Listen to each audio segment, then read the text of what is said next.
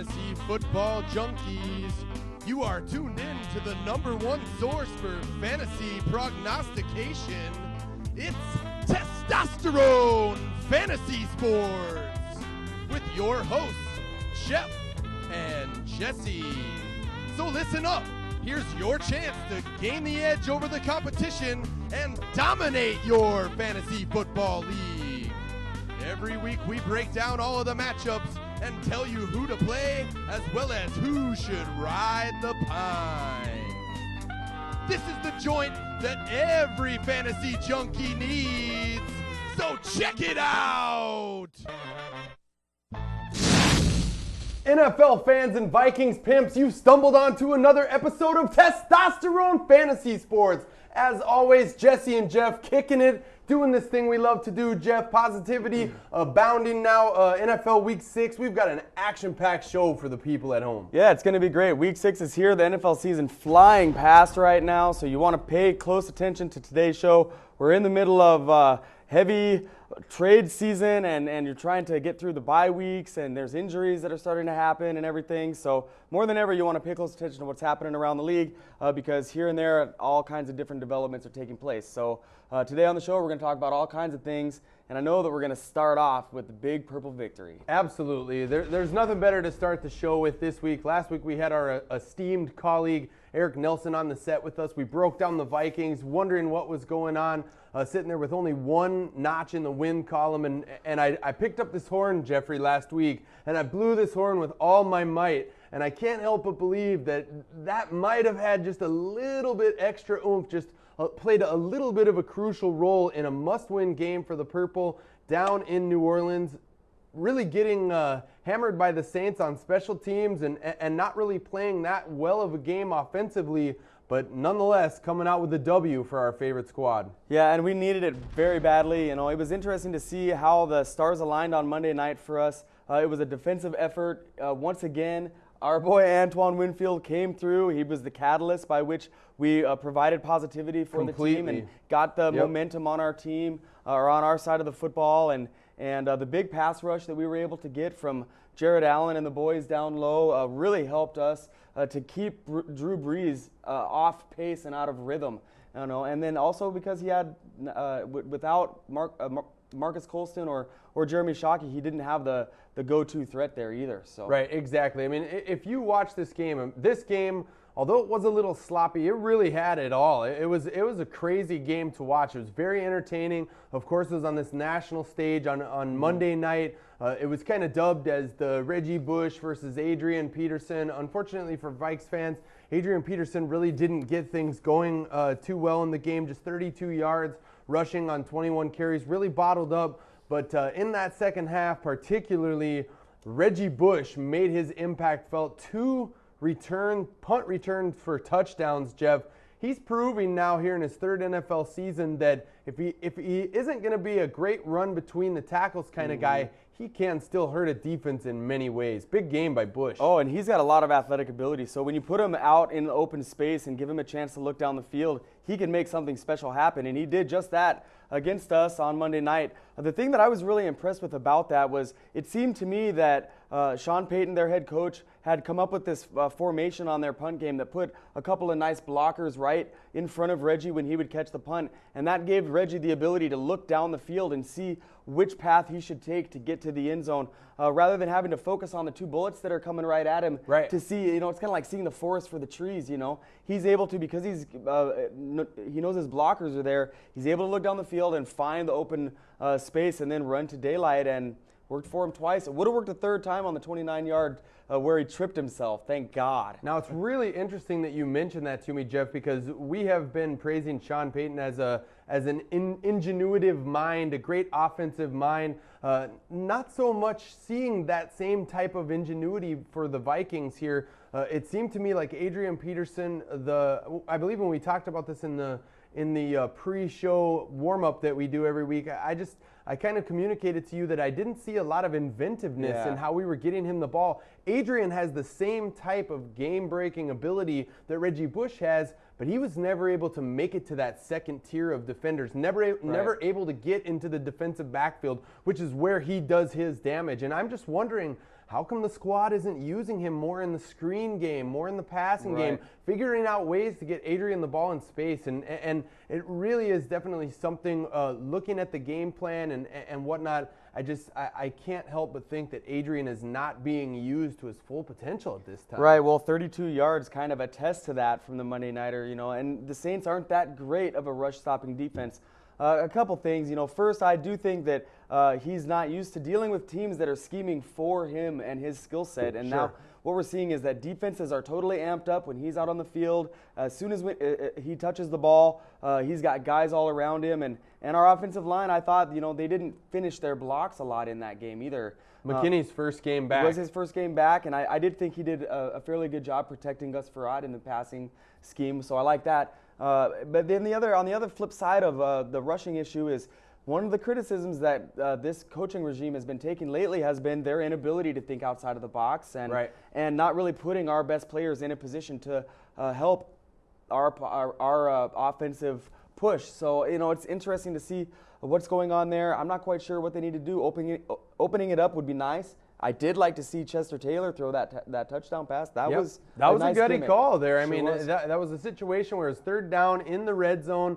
This team has been very guilty throughout Brad Childress's regime of coming away with only 3 points so many times.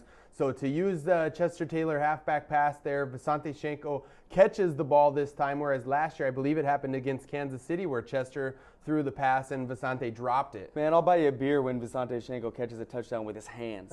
I'm not kidding, man. What's up with the always in the cradle it into the chest? Yeah, it's not necessarily pretty, but it was effective. It was a big play for our offense, and another guy we have to touch on here, making several big plays in the second half. The touchdown, realistically, Jeff, once Reggie Bush returned that second punt for a touchdown, it really felt like the momentum had slipped away.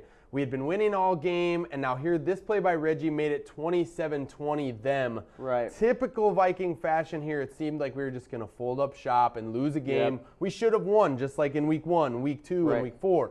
So I mean, it was. There was no surprise on anybody's faces, I think, anywhere in the greater metro area or outlying Minnesota. Then out of nowhere, South Dakota. Out of nowhere, one of our big free agent signings of last season shows up. Bernard Berrien, thank you, catching a touchdown pass that I don't even really think was thrown to him. A late touchdown in the fourth quarter there really gave us a chance to win the game, and then set up the winning kick, what ultimately was the winning kick by Ryan Longwell with a pass interference call. So we're seeing Bernard Berrien, 6 catches, 110 yards. Jeff, it's been over 30 games since we had a 100-yard receiver. 35 BB. games in the last, since Randy. Right. So BB showed up in a major way. Yep, and we're not 100% certain, but I think that it might be his first ever 100-yard game. You stole my stat, so I stole yours. Sorry.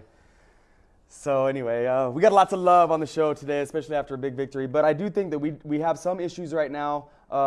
Still, the loss of E.J. Henderson really hurts. There's a chance that he's going to miss the whole entire season. We know that for a fact. But there's some possible long-term, even farther than that effects. So I'm concerned about our defensive ability to continue on this pace. And then the other thing is, why do we have to have a big, huge, crazy defensive effort in order for us to win games? I would like to see Gus Frerotte continue to hook up with Bernard Berrien and keep the thing flowing through the air. And then we need to mix Chester in more. Yeah, absolutely. It feels like we need to do more to relieve the pressure offensively for Adrian Peterson, because teams are just saying, no matter what, we're not going to get posterized by Adrian Peterson. We're not going to allow 295 or 300 yards for this guy. We're going to make him beat us in other ways. Last week we got lucky, and I mean, we're featuring the Antoine Winfield jersey here on the set because in our 2 games, Jeff, the 2 victories we have, Winfield scored a touchdown, the first touchdown of the game for us in both of those contests. He, like you said, you used the word catalyst. And to this point in the season, you could make an argument that Antoine Winfield is our team's most valuable player. Well, he sure is stepping up. It's been crazy to see. He's having one of the best starts, I think, in his career probably. He's on Pro Bowl pace, and he had a play in that game where he stepped up in run support, and he took on the fullback, and instead of engaging the blocker, he undercut and went underneath him and made the tackle. One of the best athletic football plays I've ever seen in my life. And, he's not going to get a whole lot of love for something like that because it's just a tackle that he made. But at the same time, in the locker room, I'll bet they were just like, hoisting him up on their shoulders. It shows you where he stands awesome. in the pantheon of the NFL, because if a player like a Brian Urlacher or a Ray Lewis would have come out on Monday night and had a performance like Antoine Winfield had, the announcers would have just been gushing. Tony Kornheiser would have been slobbing the knobs of the middle linebacker like that. I mean, Antoine Winfield, very unheralded, very unselfish, plays hard, plays to win. I love this guy. He's awesome, man. I love this guy. And we've been talking about Antoine on our show since this show began. He was a free agent right when we started the show, and we've always kind of been on Antoine's bandwagon. And we just want to thank you for coming here from Buffalo, buddy. And you got a couple of big fans here on this show. And if we can keep it going, I like how the team defense worked together to create fumbles too in that game. We did get a little bit lucky on the Chad Greenway fumble, but at the same time, the mentality is there. It's you go, you hit hard, you put your hat on the ball, try to create a fumble, you swat at the ball, try to create a fumble, make something happen. We need to have that more, and I think that it's going to happen more as we go, especially this week, because we're getting pretty lucky in our schedule right now. It's like by week A this week, kind of. Well, the Detroit Lions are coming to the Metrodome this week to play the Minnesota Vikings. This is technically the first matchup that we're going to be breaking down here on the Week 6 show. Jeff, not much of a matchup if you ask me. The Lions are one of the most diseased, if not the most diseased squad in the entire NFL. It looks like they might be playing this game without their field general, John Kitna, missing time in practice, and we joked about this a couple weeks ago. Drew Stanton and Dan Orlovsky are the other two guys this squad has to throw out there. So still, even though Matt Millen has been fired, the talent on the field for the Lions still reeks of Matt Millen. Yeah, it's not good at all. And I don't know what to think about this team at this point. They're pretty much one of the worst, and they're in line for a top 5 pick, if not number 1. Right. So they're pretty much the worst team in the NFL. And we now cannot John lose Kitna, to them. They can't throw the ball.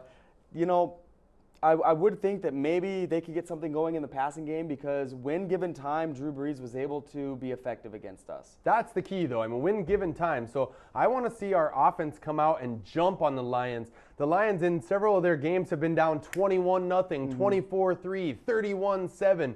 Games like that where teams are just blowing them out early. And we saw this with our pass rush last week. When Jared Allen is playing with a lead, he's able to pin those ears back and just rush the quarterback. We saw Brian Robeson last week getting involved in that pass rushing onslaught. So when this defense has the lead, they're a much different squad. And I really think that this week we're going to get that early lead.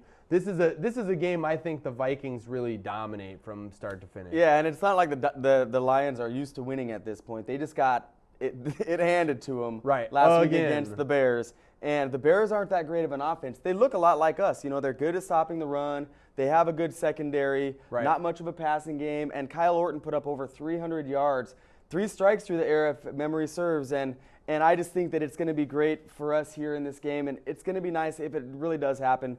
I would like to say that Gus Frerotte makes a decent bye week fill-in, and I'm affiliated with a team who's having to roll that direction. Nice. So well, Gus, the one I wasn't involved with in the draft had no QB. Well, if you're going to ever play Gus Frerotte from a fantasy perspective, this is the game to do it. And Adrian Peterson fans, we are wondering a little bit if he's just in a sophomore slump or if he's going to get it going. I think this is a situation where if Adrian doesn't have a breakout game here, then you start to wonder. Then you start to press the panic button, because next week it's Chicago, and the week after that it's a bye. So Adrian needs to have a big game this weekend. And he's got 2 touchdown potential here in this game. I think there's a good chance he's a lock to get in one time, and I think there's a great chance he goes in twice. And one could be from 25 yards or farther. Well, let's hope it's from 38 yards or farther, because at this point in time on the season, he's yet to have a run that's any longer than 38 yards. And from an explosive player like Adrian Peterson, that's just not what you expect. You want to see him breaking a long play every other game, or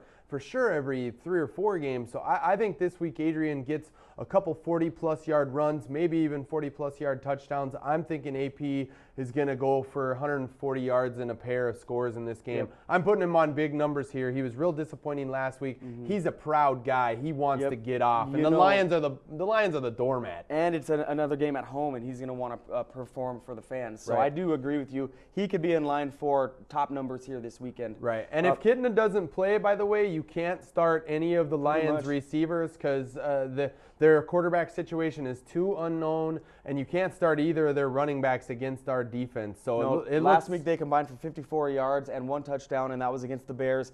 They'll be similar to that this week, but not quite as effective. Probably no touchdown. Right, and the touchdown's like a flip of the coin. Which guy gets it? Exactly. You can't roll with either of those guys. If Kitna does play, you probably can play the receiving core from the Lions. And then I also like Bernard Berrien this weekend.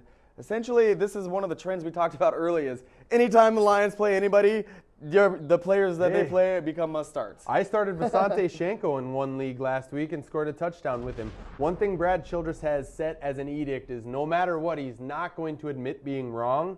Sure. And he's going to throw the ball to Visante because if that's he doesn't, his other big mistake. Right. If he doesn't, he's going to admit he's wrong. And they paid Visante a buttload. Yeah, exactly. Exactly. Well, we thank you for joining us. We're having a hellified good time. We hope you're having a good time too. Our friend Zach is going to be stopping by later. Yeasty was in the house for a while, but his phone rang and he had to run off to work. So much love to you, Yeast. Hopefully he'll be on the chat after the show goes down this week. TestosteroneSports.com. We're going to take a brief break. We'll be back. We're gonna break down all the fantasy matchups. Week 6, Jeff. Fantasy season's like almost half over. Yeah, steaming right along, baby. Steaming right along. Steaming right along. We'll be back right after this on Testosterone Sports.